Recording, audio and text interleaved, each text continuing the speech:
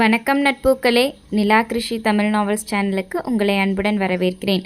கதையை பற்றின கருத்துக்களை கண்டிப்பாக தெரிவியுங்க. அண்ட் கதை பிடிச்சிருந்தா வழக்கம் போல் please like, share and subscribe. Okay, கதைக்குள்ளே போவோம்.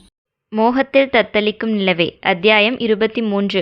நாட்கள் வேகமாக நகர்ந்தது. என்ன, இரு ஜோடிகளின் வாழ்க்கையில்தான் எந்தவித முன்னேற்றமும் இல்லை. நிரஞ்சன், கயல்விழி வழக்கம் போல் தங்களது அலுவல்களை கவனித்து கொண்டிருந்தனர். செல்ல செல்ல தீண்டல்கள் அவ்வப்போது எட்டி பார்த்து கொண்டுதான் இருந்தது.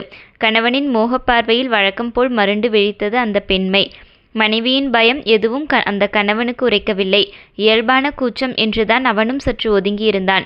அதுவும் இல்லாமல் மனைவியை நெருங்கும் போதெல்லாம் பெருக்கெடுத்து ஓடும் மோக வெள்ளத்தில் அடித்துச் செல்லப்பட்டு எங்கே எல்லை மீறிவிடுவோமோ என்ற பயத்திலும் அவன் சற்று அடக்கித்தான் வாசித்தான். கணவனின் மோகப்பார்வை என்றால் மட்டும்தான் பயம். மற்றபடி அவன் கண்களில் கசிந்துருகும் காதலில் அவள் தன்னிலை மறந்து கரைந்து விடுவாள். நாளுக்கு நாள், நொடிக்கு நொடி கணவனின் மேல் அளவில்லா காதல் பொங்கியது அந்த மங்கைக்கு. இங்கு யுவராஜ் அனன்யா தம்பதியினர் வேறு ரகம். நடந்து முடிந்த நிகழ்வுகள் பல பேரின் விவாத பொருளாக மாறியிருந்தாலும் யாருமே அவர்கள் முகத்திற்கு முன் பேச முன்வரவில்லை. முதுகுக்கு பின்னால் அவர்களது உறவை பற்றி பல குரல்கள் கிசுகிசுப்பாக எழத்தான் செய்தது. அதையெல்லாம் அவர்கள் கண்டு கொள்ளவில்லை. முதுகுக்கு பின்னால் புரணி பேசும் சில ஜென்மங்களை பற்றி நமக்கென்ன கவலை? அவர்கள் எப்பொழுதும் திருந்தப் போவதில்லை. பேசினால் பேசிவிட்டு போகட்டும். அப்படியே அவர்களை விட்டுவிட்டு நாம் நம் வேலையை பார்க்க வேண்டியதுதான். இன்னுமே இருவரும் தனித்தனி அறைகளில்தான் தங்கிக் கொள்கின்றனர். யுவராஜிற்கு சற்று கடுப்புதான். அதற்காக முன்வந்து ஒரே அறையில் தங்கிக் கொள்ளலாம் என்று மனைவியிடம் சொல்ல தயக்கம். இவ்வளவு காலம் வெறுப்பை உமிழ்ந்துவிட்டு இப்பொழுது சென்று காதலுடன் பேச தயக்கம். காதலில் தயக்கம் வரவே கூடாது. ஈகோவை விட காதலுக்கு மிகப்பெரிய எதிரி இந்த தயக்கம்தான். அதை அவன் அறியாமல் விட்டதன் விளைவு பின்னாளில் அவர்களது காதலை பிரிவை நோக்கி தள்ளப் போகிறது என்பதையெல்லாம் அவன் அப்பொழுது அறிந்திருக்கவில்லை. பட்டும் படாமலும் வாழும் இவர்களது வாழ்க்கையை சரஸ்வதி கவனித்து கொண்டுதான் இருந்தார். இருவரிடமும் பேச வேண்டும் எண்ணிக்கொண்டவர் அன்று இரவு உணவு முனைத்துவிட்டு மாடியேற போன இருவரையும் அழைத்தார். கண்ணா, 2 பேரும் இப்படி வந்து உட்காருங்க, கொஞ்சம் பேசணும். அவர் அழைக்கவும் இருவரும் வந்து காலடியில் அமர்ந்தனர். சொல்லுங்க அத்தை. இன்னும் 2 பேரும் பழைய யுவராஜ் அனன்யா இல்லை. உங்க 2 பேருக்கும் கல்யாணம் ஆகிடுச்சு. இப்போ நீங்க 2 பேரும் புருஷன் பொண்டாட்டி. கொஞ்சமாவது அதை மனசுல வச்சுக்கோங்கப்பா. சரஸ்வதி ஆரம்பிக்க, ஹை ஜாலி, மம்மி ஃபர்ஸ்ட் நைட்க்கு அரேஞ்ச் பண்ண போகிறாங்க. யுவராஜின் மனம் துள்ளி குதித்தது. அனன்யா ஒன்றும் பேசாமல் தலை குனிந்தே அமர்ந்திருந்தாள். என்றாவது ஒரு நாள் அத்தை இதை பற்றி பேசுவார்கள் என்று அவளுக்கு தெரியும். எனக்கு புரியுது, ஏதோ ஒரு சூழ்நிலையில் கல்யாணம் ஆகிடுச்சு. உங்கள் மனசில் பழைய காதல் இருக்கலாம். உடனே மீண்டு வந்து உங்கள் வாழ்க்கையை ஆரம்பிங்கன்னு நான் சொல்லலை. கொஞ்சம் கொஞ்சமாக முயற்சி பண்ணுங்கன்னு தான் சொல்கிறேன். நான் முன்னாடி மாதிரி அவன் கூட சண்டை போடுறதில்லை அத்தை. அனன்யா வாயை திறந்தாள். சண்டை போடுறீங்களோ இல்லை சமாதானமாகி கட்டி பிடிக்கிறீங்களோ அது உங்கள் பாடு. நான் என்ன சொல்ல வர்றேன்னா, இன்னும் தனித்தனி ரூம் எதுக்கு? புருஷன் பொண்டாட்டி ஆளுக்கு ஒரு ரூமில் தங்கியிருந்தா பார்க்குறவங்க என்ன நினைப்பாங்க? வயசில் பெரியவள் தானே நீ, புத்திமதி சொல்ல மாட்டியான்னு என்னையும் சேர்த்து தான் பேசுவாங்க. இனி தனித்தனி ரூம் எல்லாம் வேண்டாம். அம்மா அனன்யா, இனி நீ யுவராஜ் கூடவே தங்கிக்கோ. தான் கூற வந்ததை அவர் கூறி முடித்துவிட வெளியே முகத்தை சுளித்து கொண்டு அமர்ந்திருந்தாலும் யுவராஜின் மனதிற்குள் அனிருத் அமர்ந்து இசை வாசித்து கொண்டிருந்தார். அத்தை கூறி எதையுமே அவள் இன்று வரை மறுத்ததில்லை. அத்தோடு இதுதான் நிதர்சனம் என்பதையும் அவள் அறிவாள். என்ன, மனம்தான் சற்று முரண்டு பிடித்தது. இருந்தாலும் வேறு வழியில்லை. யுவராஜ் போ, அவளுடைய திங்ஸ் எல்லாம் உன் ரூமில் எடுத்து வைக்க ஹெல்ப் பண்ணு, மகனிடம் கூற அவன் எழுந்தான். வேறு வழியில்லாமல் அனன்யாவும் எழுந்து மாடியேற மகனும் மருமகளும் இணைந்து செல்லும் காட்சியை கண்டு புன்னகைத்து கொண்டார். வயதில் மூத்தவரல்லவா, எப்படியாவது சிறியவர்களின் வாழ்க்கையை சரியாக்க வேண்டும் என்று நினைத்தார். தனது அறைக்குள் நுழைந்தவள் கபோர்டை திறந்து உடைகளை எடுத்து பையில் அடுக்க ஆரம்பிக்க அவளுக்கு உதவுகிறேன் பேர்வழி என்று கபோர்டிலிருந்து அவனும் உடைகளை வாரி எடுத்தான். அவன் கையிலிருந்த உடைகளை பார்த்தவளுக்கு எரிச்சலுடன் கூடிய தயக்கம் வந்து ஒட்டி கொண்டது. ஐயோ, நீ ஒன்றும் ஹெல்ப் பண்ண வேண்டாம், நானே பார்த்துக்கிறேன், அவசரமாக கூறியவளின் முகத்தில் கண்ணுக்கே தெரியாமல் சிறு வெட்கம். ஏனென்றால் அவன் கையில் வாரி பிடித்திருந்தது அனைத்தும் அவளது உள்ளாடைகளை. அம்மாதான் ஹெல்ப் பண்ண சொன்னாங்க. வேண்டாம், நானே பார்த்துக்கிறேன், முதல்ல அதை கீழே போடு. பொறுமையாக பேசினாலும் எரிந்தெறிந்து விழுபவளைக் கண்டு அவனுக்கும் எரிச்சல் எட்டி பார்த்தது. போனா போகுதுன்னு ஹெல்ப் பண்ண வந்தா ரொம்பவும் தான் பண்ற, போடி. சிலும்பிக் கொண்டவன் கையிலிருந்த உடைகளை அவள் மீதே எறிந்தான். எரிந்த பிறகுதான் தெரிந்தது அத்தனையும் உள்ளாடைகள் என்று. ஜிலேபி கடையை கண்டதைப் போல் ஆவென வாய்ப்பிழந்து அவன் அதையே வெறிக்க அவளுக்கோ சங்கடம். இதென்ன இப்படி பார்க்கிறான்? அவசர அவசரமாக அள்ளி பையில் வைத்து மூடினாள். இது என்ன கலர் கலராக வாங்கி வச்சிருக்கிறா, இந்த கலரில் எல்லாமா போடுவாங்க? அவன் ஆராய்ச்சியில் இறங்கிவிட்டான். அவன் ஆராய்ச்சியை முடித்துவிட்டு வருவதற்குள் அவள் கபோர்டிலிருந்த உடைகளை காலி செய்திருந்தாள். அவ்வளவுதான், முக்கியமான திங்ஸ் மட்டும் எடுத்து வச்சிட்டேன். இதையெல்லாம் உன் ரூம்க்கு எடுத்துட்டு போயிடலாம். கட்டிலின் மேல் பரப்பி வைத்திருந்த பொருட்களை ஆளுக்கொன்றாக எடுத்துக்கொண்டு எதிரே இருந்த அவனது அறைக்கு எடுத்துச் சென்று வைத்தனர். இப்போதைக்கு இதெல்லாம் கீழேயே இருக்கட்டும், கொஞ்சம் கொஞ்சமாக செட் பண்ணிக்கோ கூறிவிட்டு இரு கைகளையும் உயர்த்தி சோம்பல் முறித்தவன் சென்று கட்டிலில் விழுந்தான். அறையைச் சுற்றி பார்வையை ஓட்டினாள். மிக மோசம் என்றில்லாவிட்டாலும் ஓரளவிற்கு கலைந்துதான் கிடந்தது. சோபாவின் மேல் கிடந்த துண்டு, கீழே கிடந்த அழுக்கு உடை, பொருட்கள் கூட டீப்பாயின் மேல் நேர்த்தியுடன் இல்லை. இவன் ஒரு டாக்டர்னு சொன்னால் யாரும் நம்ப மாட்டாங்க. ரூமை எப்படி வச்சிருக்கிறான் பாரு, இதில் பெத்த டாக்டர்னு பேர் வேற. மனதிற்குள் எண்ணிக்கொண்டவளுக்கு இந்த ஞாயிறு கண்டிப்பாக அறையை சுத்தம் செய்ய வேண்டும் என்ற முடிவு பிறந்தது. கால்களை பரப்பிக்கொண்டு குப்புறப்படுத்தவனின் மேல் அவள் பார்வை விழுந்தது. நாம் எங்கே படுக்கிறது? சுற்றுமுற்றும் பார்த்தவள் சோபாவின் புறம் நடந்தாள். அதன் மேல் இருந்த துண்டை எடுத்து குளியலறையில் இருக்கும் அழுக்கு துணியோடு போட்டுவிட்டு வந்தவள் சோபாவை தட்டிவிட்டு அதில் சரிந்தாள். இன்னும் விளக்கு எரிந்து கொண்டே இருக்கவும், படுக்கலையா? வினவியபடியே தலையை தூக்கி பார்த்தவனுக்கு சோபாவில் சிரமப்பட்டு படுத்திருக்கும் மனைவி தெரிய, கட்டிலேயே படு, நோ ப்ராப்ளம் என்றான். இல்ல, வேண்டாம். அவளுக்கு ஏனோ தயக்கம். அவள் முகத்தில் தெரிந்த தயக்கத்தை கண்டவன் அதன் பிறகு வற்புறுத்தவில்லை. தோலை குலுக்கி கொண்டு படுத்துவிட்டான். அடுப்பில் கொதித்த குழம்பை கரண்டியை விட்டு எடுத்து சிறிதளவு வாயில் வைத்து பார்த்தாள் பிரியா. உப்போ காரமோ எதுவோ ஒன்று போதவில்லை. பக்கத்தில் இருந்த உப்பில் சிறிதளவு, மிளகாய்த்தூளில் சிறிதளவு குழம்பில் கொட்டியவள் கலந்துவிட்டு மூடி வைத்தாள்.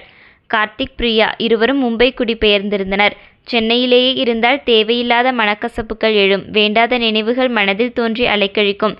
இதையெல்லாம் யோசித்துதான் மும்பைக்கு வருவதாக முடிவு செய்தனர். மும்பையில் இருக்கும் புகழ்பெற்ற தனியார் பலதுறை மருத்துவமனையில் இருவருக்கும் வேலை கிடைத்துவிட்டது. ஒரு அப்பார்ட்மெண்ட் வீட்டை வாடகைக்கு எடுத்து நல்ல நாள் பார்த்து பால் காய்ச்சி இருவரின் குடும்பமும் வந்து இருவரையும் குடியேற்றிவிட்டு சென்று 1 மாத காலம் ஆகியிருந்தது. பிரியாவிற்கும் சமையலுக்கும் எல்லாம் வெகு தூரம்தான். வீட்டில் இருந்தவரை அம்மா சமையல். இப்பொழுது தனி குடித்தனம் வந்தாகிவிட்டது. தன்னை நம்பி கணவனும் இருக்கிறான் என்ற எண்ணத்துடன் சமீப காலமாகத்தான் சமைக்க ஆரம்பித்திருந்தாள். இட்லி பானையில் வெந்த இட்லியை எடுத்து ஹாட் பாக்ஸில் கொட்டியவள் குழம்பையும் எடுத்து கொண்டு சென்று வெளியே இருந்த டைனிங் டேபிளில் வைத்தாள். ஐயோ, டைம் ஆச்சு, கிளம்பணும். அவசரமாக தனது அறைக்குள் ஓடினாள் கிளம்புவதற்காக. அவளது அறையை ஒட்டியிருந்த பக்கத்து அறை கணவனுடையது. இருவரது வாழ்க்கையும் தாமரை இலை தண்ணீர் போலத்தான். இருவர் மனதிலும் காதலின் ரணம் ஆறாமல் இருந்தது.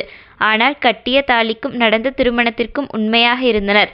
தப்பி தவறிக்கூட பிரியா யுவராஜையோ கார்த்திக் அனன்யாவையோ நினைக்கவில்லை.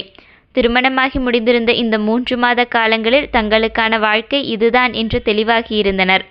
சாப்பிடலாமா? கையில் வாட்சை அணிந்தபடியே அறையிலிருந்து வெளியே வந்த கார்த்திக் வினவினான். எல்லாம் ரெடி. தட்டை எடுத்து வைத்து பரிமாறினாள் பிரியா. நாற்காலியை இழுத்து போட்டு அமர்ந்தவன் இட்லியை பிட்டு குழம்பில் தோய்த்து வாயில் வைக்க, ஏதோ தேர்வு எழுதிவிட்டு முடிவுக்காக காத்திருக்கும் மாணவியைப் போல் அவனையே ஆர்வமாக பார்த்து கொண்டு நின்றிருந்தாள் பிரியா. இன்று நேற்றல்ல, அவள் சமைக்க ஆரம்பித்த நாளிலிருந்து இப்படித்தான். ஏதாவது சமைத்து வைத்துவிட்டு அவன் என்ன சொல்வான் என்று கணவனின் முகம் பார்த்து நின்று கொண்டிருப்பாள். நல்லா இருக்குது. அவன் சொல்லும் வரை அவள் அப்படி நிற்பாள் என்று அவனுக்கும் தெரியும். இதழ்கடையோரம் ஒரு மெல்லிய புன்னகை உதயமானது. டிஃபன் நல்லா இருக்குது அவன் கூறியவுடன் திருப்தியுடன் அமர்ந்து தட்டை எடுத்து வைத்தவள் தனக்கும் பரிமாறிக்கொண்டு 1 வாய் எடுத்து வைக்க முகம் அஷ்டகோணலாக மாறியது. உப்பும் காரமும் அளவுக்கு அதிகமாகவே இருந்தது. வாயில் வைக்கவே முடியவில்லை. சீ, இதைத்தான் நல்லா இருக்குதுன்னு சொன்னீங்களா? உப்பும் காரமும் அதிகம். தண்ணீரை எடுத்து குடித்தவள் புறையேறிய தலையை தட்டிவிட்டு கொண்டாள். இந்த நல்லெண்ணெயை விட்டு சாப்பிடு, 2ம் பேலன்ஸ் ஆகிடும். நல்லெண்ணெய் பாட்டிலை அவள் பக்கம் நகர்த்தி வைத்தவன் சாப்பிடுவதை மட்டும் நிறுத்தவில்லை. இதை எப்படி சாப்பிட்றீங்க? வேண்டாம், விடுங்க, வேற ஏதாவது ரெடி பண்ணுறேன் அவள் சங்கடத்துடன் கூற, பரவாயில்லை விடு, ஏற்கனவே டைம் ஆயிடுச்சு, அட்ஜஸ்ட் பண்ணிக்கிறேன். இன்னும் 2 இட்லியை எடுத்து வைத்து அவன் சாப்பிட ஆரம்பிக்க அவளும் நல்லெண்ணெய் ஊற்றி எப்படியோ 3 இட்லிகளை உள்ளே தள்ளியிருந்தாள். இருவரும் கிளம்பி வீட்டை பூட்டிக்கொண்டு லிஃப்டில் இறங்கி கீழே வந்தனர். காரை தவிர்த்து அவன் பைக்கை கிளப்ப பின்னால் ஏறி அமர்ந்து கம்பியை பிடித்து கொண்டாள். மும்பை போக்குவரத்திற்கும் காற்றின் மாசுபடுதலுக்கும் வசதி என்னவோ பைக் தான். நான் சமைக்கிற சமையல் நல்லாவே இருக்கிறதில்ல, அப்புறம் ஏன் நான் எப்போ கேட்டாலும் நல்லா இருக்குதுன்னு சொல்கிறீங்க? காற்றை கிழித்து கொண்டு பைக் விரைய அவன் காதோரம் வினவினாள் அவள். சமையல் தெரியலைனாலும் எனக்காக கஷ்டப்பட்டு சமைக்கிற உன்னை ஏமாத்த எனக்கு மனசு வரல. நான் நல்லா இருக்குதுன்னு சொல்றது உன் சமையல் அல்ல, எனக்காக மெனக்கெட்டு சமைக்கிற உன்னுடைய ஃபீலிங்ஸை. இலகுவாக அவன் கூற அவளுக்குத்தான் மனம் என்னவோ செய்தது. தன் உணர்வுகளுக்கும் மதிப்பு கொடுக்கிறான் என்பது அவள் மனதுக்கு ஒரு நிறைவை தந்தது. மருத்துவமனை வளாகத்தில் வந்து வண்டி நிற்க இருவரும் ஒரு சின்ன தலையசைப்புடன் தங்களது பிரிவை நோக்கி நடந்தனர். அன்று ஞாயிற்றுக்கிழமை. தன் உடைமைகளை கபோர்டில் அடுக்கிக் கொண்டிருந்தாள் அனன்யா. ஓரளவிற்கு அறையை சுத்தம் செய்திருந்தாள். மாற்றி மாற்றி வைக்கப்பட்டிருந்த பொருட்களை பார்த்துவிட்டு, எதுக்கெல்லாம் மாற்றி மாற்றி வச்சிருக்கிற? எனக்கு இங்கே இப்படி இருந்தால்தான் வசதி. யுவராஜ் கத்தத்தான் செய்தான். இது எனக்கும் ரூம் தான். கசகசன்னு இருந்தால் எனக்கு தூக்கம் வராது. அதையும் இதையும் கூறி அவனை அடக்கி வைத்திருந்தாள். இன்னமுமே குளித்துவிட்டு வந்தால் துண்டு சோபாவிலும் அழுக்கு உடை தரையிலும் தான் தஞ்சம் புகுந்திருக்கும். 100 முறை கூறிவிட்டால்தான். இருந்தும் அவன் கேட்பதா இல்லை. எரும மாடு, கொஞ்சம் கூட பொறுப்பே இல்லை. முணுமுணுத்து கொண்டேதான் அனைத்தையும் எடுத்து வைப்பாள். அன்றும் கபோர்டை சுத்தம் செய்து கொண்டிருந்தவளுக்கு மேலடுக்கில் அவனது உடைகள் கண்டபடி கலைந்து கிடப்பது தெரிய வரவும் ஸ்டூலை போட்டு ஏறி நின்று துணிகளை அடுக்க ஆரம்பித்தாள். என்றோ எடுத்த உடைகளையெல்லாம் குப்பை மாதிரி குவித்து வைத்திருந்தான். கடவுளே, எனக்கும் இவனுக்குமா கல்யாணமாகணும்? எனக்கு சின்னதா தூசி இருந்தா கூட அலர்ஜி. இவன் அப்படியே ஆப்போசிட். குப்பையில தான் ரூமையே வச்சிருக்கிறான். வாய்விட்டு புலம்பியபடியே அனைத்து உடைகளையும் அள்ளி கீழே போட்டவளின் மேல் தட்டென்று என்னவோ விழுந்தது. ஐயோ அம்மா! அலறியடித்து கொண்டு கத்தியவள் ஸ்டூலில் நின்று கொண்டே நர்த்தனமாட, பேலன்ஸ் தவறி கீழே விழப்போனவளை 2 வலிய கரங்கள் வந்து தாங்கி பிடித்து கொண்டன. வேறு யாராக இருக்கும்? எல்லாம் அவளது நாயகன்தான். ஒரே ஒரு நொடி மின்னலாய் இருவரது விழிகளும் சந்தித்து கொண்டன. அவன் கையில் இருக்கிறோம் என்று தெரிந்த உடனேயே துள்ளி குதித்து அவள் கீழே இறங்க, இன்னும் கொஞ்ச நேரம் அப்படியே இருந்தால்தான் என்னவாம். அருகாமை விலகிய கடுப்பில் நிமிர்ந்து அவள் முகம் நோக்கியவன், உனக்கு இதே வேலையா போச்சு? நீ கீழே விழும்போதெல்லாம் தாங்கி பிடிக்கத்தான் நான் இருக்கிறேனா? கவனமா வேலை செய்ய தெரியாதா? என்று எரிந்து விழுந்தான். மெத்தென்று தன்மேல் அழுந்திய பஞ்சுமேனி ஒரு நிமிடம் கூட இல்லாமல் விலகிவிட்ட கடுப்பு அவனுக்கு. அவனது எரிச்சலில் அவளுக்கும் கோபம் வந்துவிட்டது. ஐயா, உன்னை யார் தாங்கி பிடிக்க சொன்னா? கீழே விழுந்து கையுடைஞ்சாலும் எனக்கு கவலை இல்லை. இனிமேல் என்னை தாங்கி பிடிக்காதே. அவனை பார்த்து கத்தியவள் தன்மேல் விழுந்தது என்னவாக இருக்கும் என்ற எண்ணத்துடன் சுற்றும் முற்றும் துளாவ, என்ன தேடுற என்றான். இல்லை, என் மேலே என்னவோ பொத்துன்னு விழுந்துச்சு. அதுதான் என்னவா இருக்கும்னு தேடிட்டு இருக்கிறேன். இதுவா பாரு. அவள் திரும்புவதற்கு முன்பாகவே கையில் வைத்திருந்த பள்ளியை அவள் மீது விட்டெறிந்து விட்டான். ஷர்ட் வடிவிலான இரவு உடை அணிந்திருந்தவளின் மேல் சரியாக அந்த பள்ளி பொறிந்து கொள்ள, ஐயோ பள்ளி! அத்தை, என்னை காப்பாத்துங்க! அலறியடித்து கத்தியவள் பயத்தில் குதிக்க ஆரம்பிக்க அவளது அசைவில் மேலே இருந்த பள்ளி சட்டைக்குள் போய்விட்டது. ஐயோ, உள்ளே போயிடுச்சு. ஏதாவது பண்ணுடா எருமை மாடே! பயத்தில் உடையை உதறியவளின் வேகத்தில் கைப்பட்டு சட்டை பட்டன்கள் அவிழ்ந்து விட்டன. இப்படியொரு நிலையை அவன் எதிர்பார்த்திருந்திருக்கவில்லை. ஏதோ விளையாட்டுக்காகத்தான் செய்தான். சட்டென்று தன்னை சுதாரித்து கொண்டவன் அவள் மேலிருந்த அந்த பொம்மை பள்ளியை எடுத்து வீசிவிட்டு அவளை அணைத்து கொண்டான். ஹே, ரிலாக்ஸ் அனு, அது பொம்மை பள்ளி. சும்மா விளையாட்டுக்குத்தான் உன்மேல போட்டேன். அவனது அணைப்போ இல்லை குரலோ எதுவோ ஒன்று அவளை மெல்ல மெல்ல இயல்பு நிலைக்கு திருப்பியது. பொம்மை பள்ளியா? ஆமாடா. எருமை மாடே, இப்படியா பயமுறுத்துவ? லூசு. அவன் மார்பிலிருந்து நிமிர்ந்தவள் சரமாரியை அவனை அடிக்க, மென்புன்னகையுடன் அனைத்தையும் தாங்கிக் கொண்டவனின் பார்வையில் திடீரென்று ஒரு மாற்றம். குறும்பாய் தன்னை நோக்கிய கண்கள் திடீரென்று ஒரு மார்க்கமாய் மந்திரித்து விட்டதைப் போல தன்னை நோக்கியதில் சுதாரித்து கொண்டவள் குனிந்து அவன் பார்வை சென்ற திசையில் தன் விழிகளை படரவிட, அவளுக்கும் அப்பொழுதுதான் அவள் நிற்கும் நிலையை உரைத்தது. பொறுக்கி! வாய்விட்டே திட்டியவள் அவிழ்ந்த பட்டன்களை பிடித்து கொண்டு திரும்பி நின்றாள். சரி, நிரஞ்சன் வீட்டுக்கு இன்னைக்கு போகணும். ஞாபகம் இருக்குது தானே? கிளம்பி வா, இதையெல்லாம் வந்து பார்த்துக்கலாம். கூறிவிட்டு வெளியே சென்றவனின் முகம் புன்னகையில் விரிந்தது. ஓ மை காட் யுவி, உன் பாடு திண்டாட்டம்தான் போலவே. தலையை கோதிக்கொண்டவனின் மனத்திரையில் அவன் கண்ட காட்சியே திரும்ப திரும்ப வந்து போக கண்கள் மயங்கி மூடிக்கொண்டது. தொடரும்.